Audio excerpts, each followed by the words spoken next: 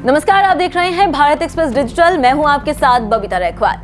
मध्य प्रदेश में मदरसों को लेकर चौंकाने वाली खबर सामने आई है। बता दें कि मध्य प्रदेश के सरकारी मान्यता प्राप्त मदरसों में 9,417 हिंदू बच्चे पढ़ रहे हैं। जी हां, इन हिंदू बच्चों को उर्दू के साथ इस्लाम की तालीम यानी कि शिक्षा दी जा रही है। इन सब में हैरान कर देने वाली बात यह है कि इन मदरसों को प्रदेश सरकार आर्थिक सहायता भी प्रदान कर रही है। ऐसे में ना तो मदरसों में सुरक्षा के इंतजाम हैं और ना ही एनसीईआरटी की शिक्षा व्यवस्था लागू है। बता दें कि इस घटना का खुलासा एनसीपीसीआर यानी कि राष्ट्रीय बाल अधिकार संरक्षण आयोग के अध्यक्ष प्रियंक कानूनगो ने किया है।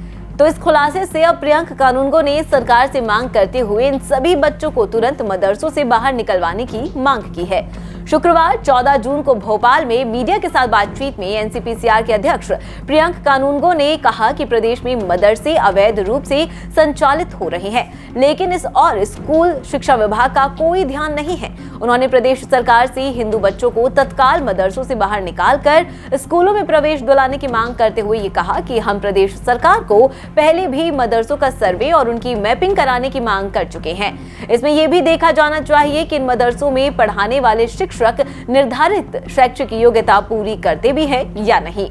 इसलिए सर्वे करिए।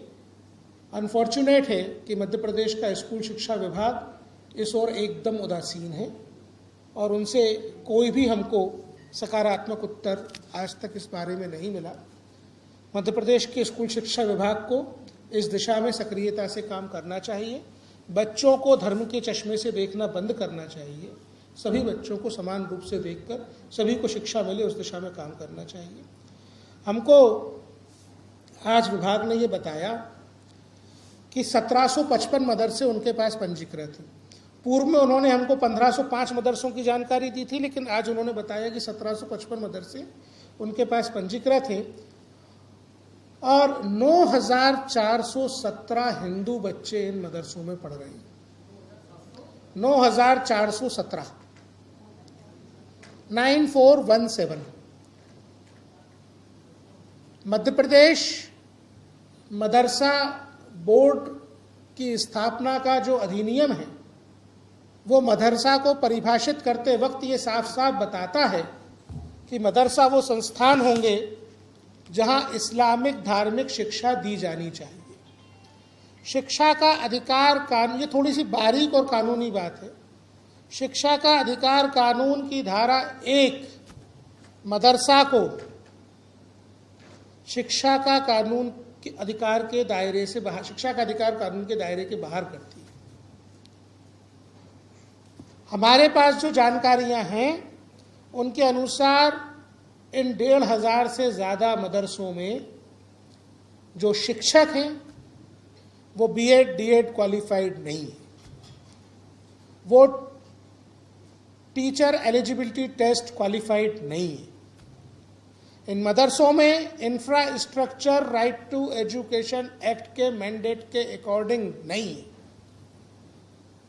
इन मदरसों में सेफ्टी और सिक्योरिटी के इंतजाम मानकों के अनुरूप नहीं है।